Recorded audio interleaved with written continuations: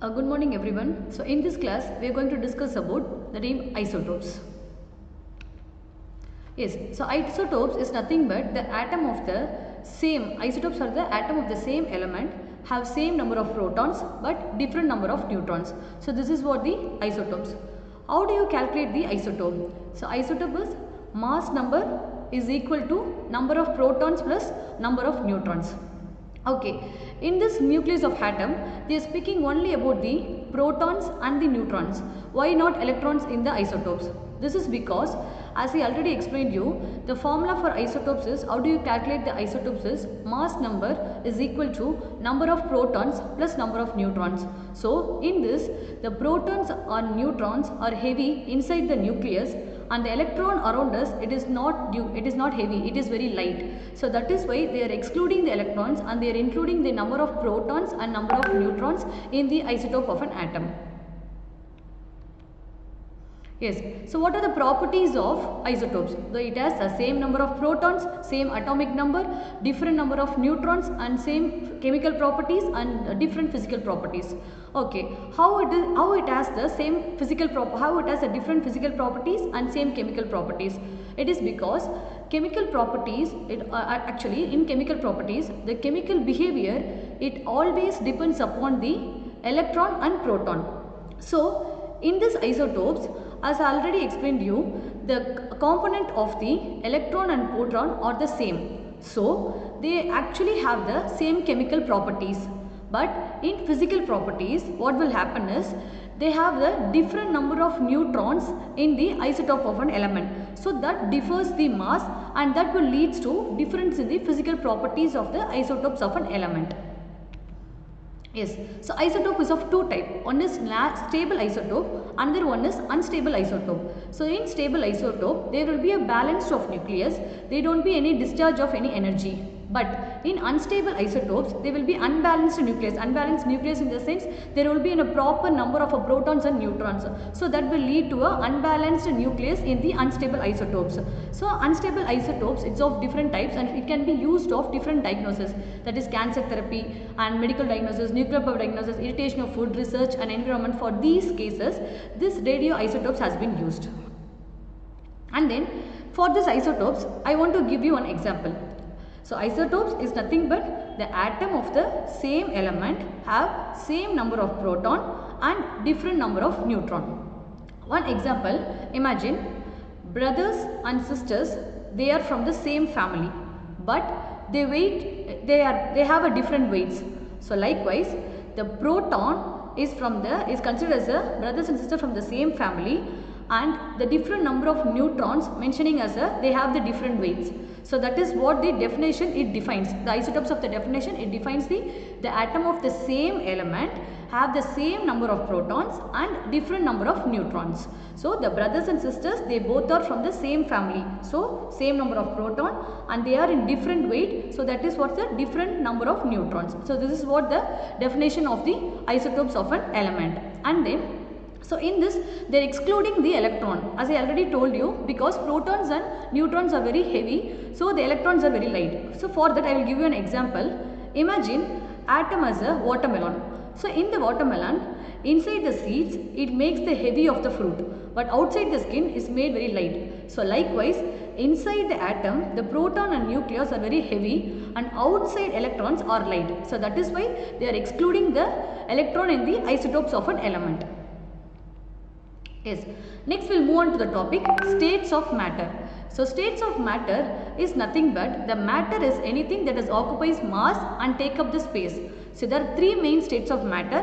One is solid, liquid and gas. In this I want to tell you something. Like these states of matter will be influenced by two types of force. So one is cohesive force, another one is kinetic force. So what is cohesive force? Cohesive force is nothing but the attraction of molecules from one substance to another, and kinetic force is nothing but the force of movement of molecules. So in this what happened, in the beginning of solid state, The solid state, it has a more attraction of the cohesive force. So that solid state has a big number of masses, and in the solid state there will be a movement of a kinetic force also. How the movement will happen? Likewise, the vibration of the molecules, the movement of the vibration of molecules will happen in the solid state.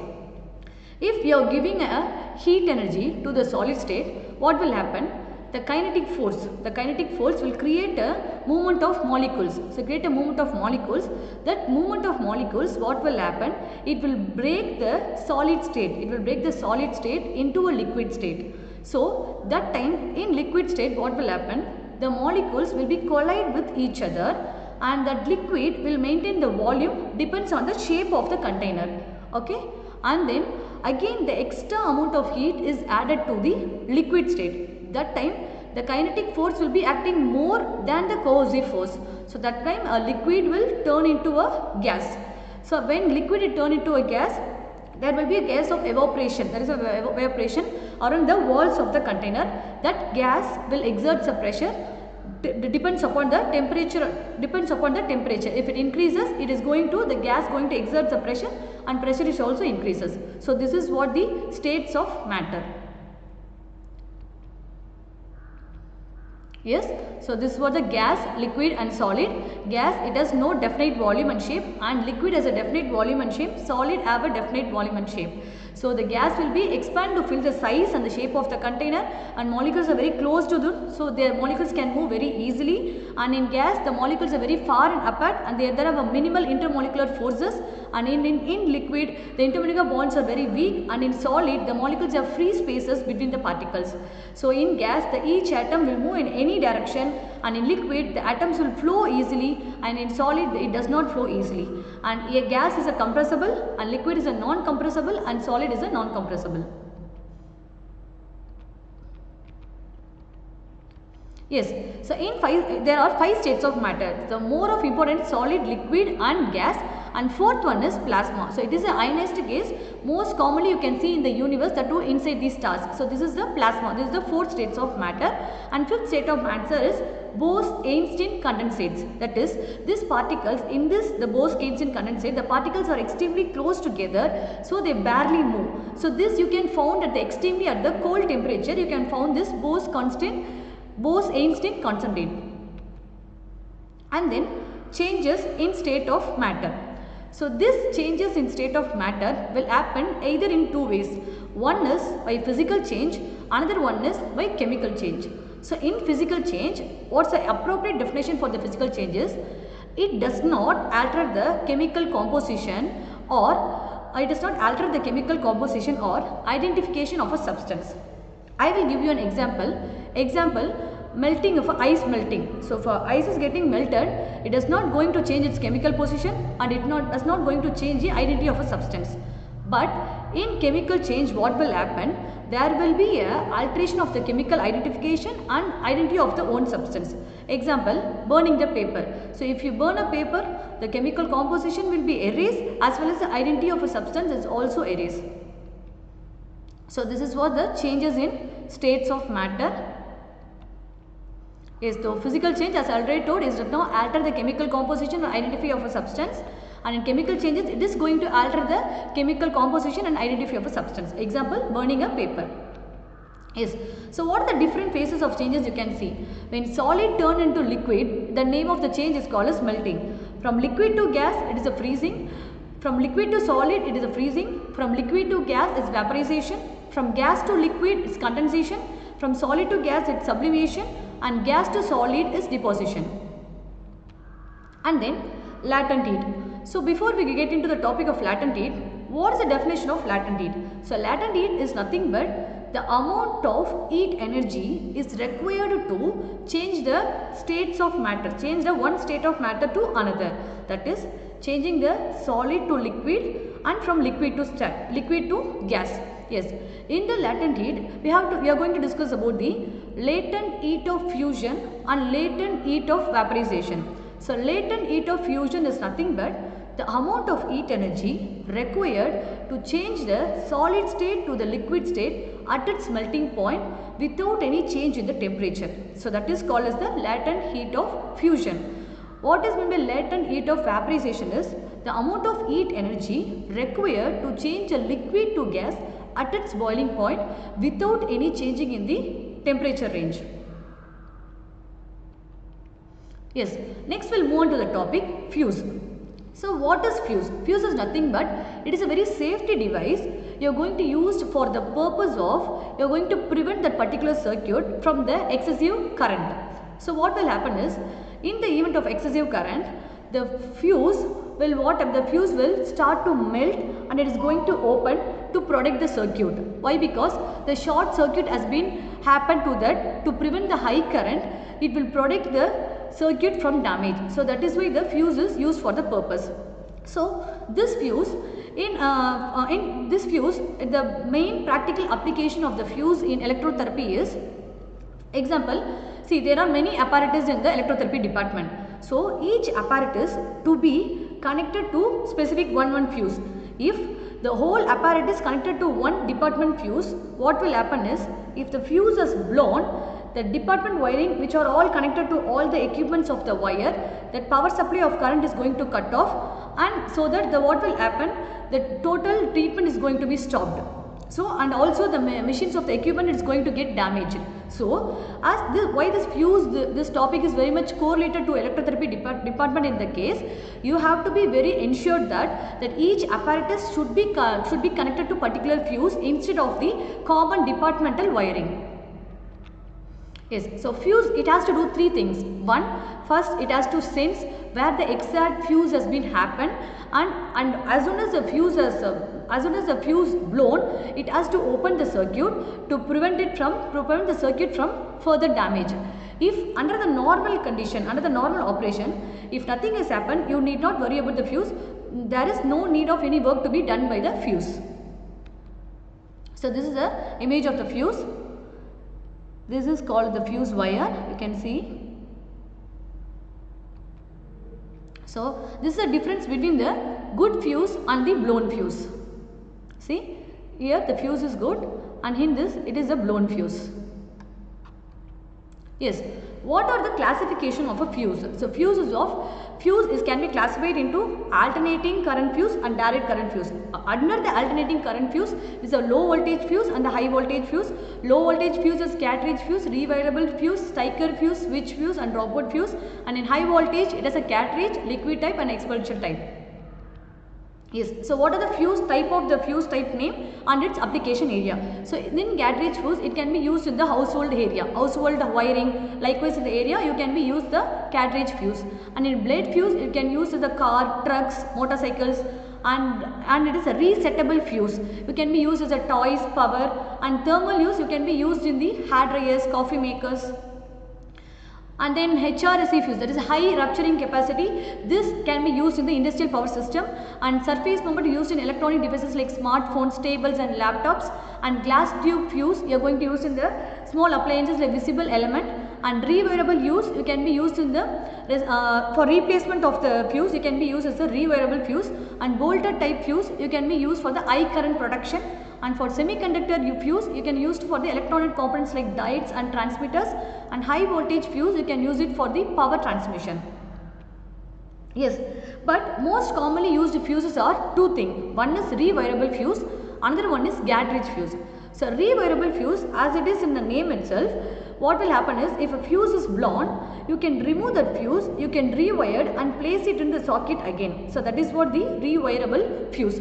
So this rewirable fuse has two parts. One is fuse base, another one is fuse carrier.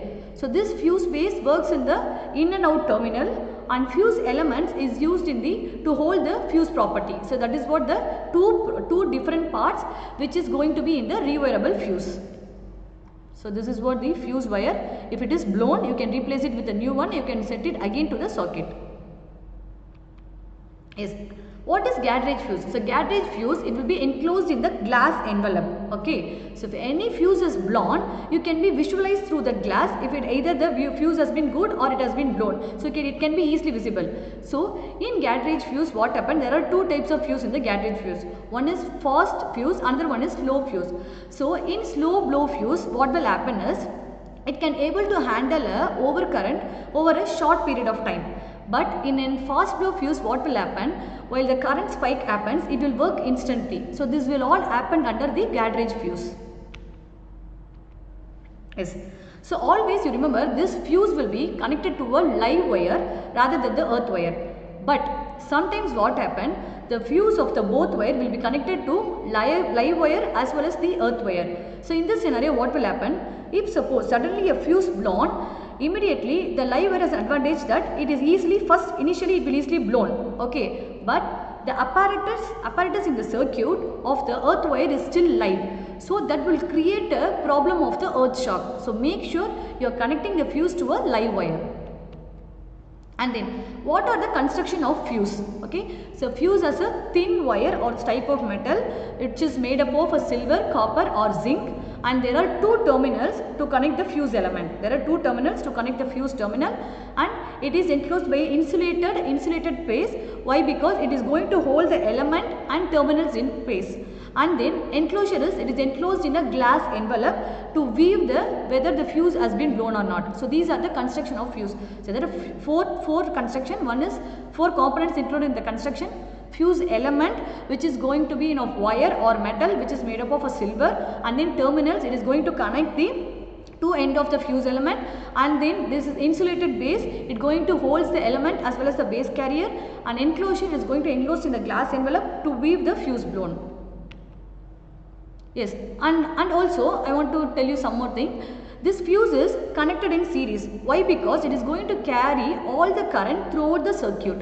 And also, if under a normal current, the current is going to pass through the hose at the normal temperature. But if it is a over current, means what will happen?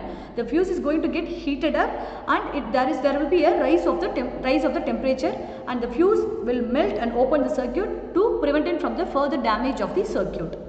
Working principle. So working principle, first the normal operation. So normal operation is nothing but under the normal condition, the current flows through the fuse, it will not create any heat. But if there is a overproduction of high current, what will happen? The current will make the fuse element to a heating tissue that will melt and open up the circuit to prevent from the further damage. So this is what happened with the working principle.